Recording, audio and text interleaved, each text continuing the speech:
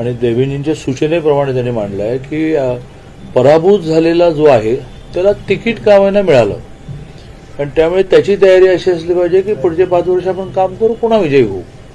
त्यामुळे ज्यांना तिकीट नाकारलं किंवा तिकिटाच्या स्पर्धेमध्ये नव्हते पण ज्यांचा महानगरपालिकेमध्ये येण्याचा उपयोग आहे, अशी यादी तयार होईल.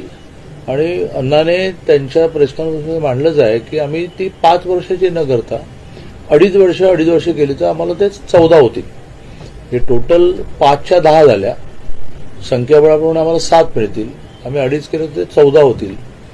अशा 14 झाल्या तर खूपशा अशा मी आता म्हटलेली कॅटेगरी जी आहे, ज्यांना तिकीट नाकारलं, तिकिटाच्या स्पर्धेतच नव्हते पण ज्यांचा आत असल्याचा सभापासून उपयोग आहे, अशी शहर म्हणून यादी केली जाईल. पण जवळजवळ हे क्लिअर आहे की ज्यांना तिकीट मिळालं, कारण हा संपूर्ण महाराष्ट्राचा निर्णय झाला की ज्यांना तिकीट मिळालं आणि जे हरले त्यांना स्वीकृत करणार नाही.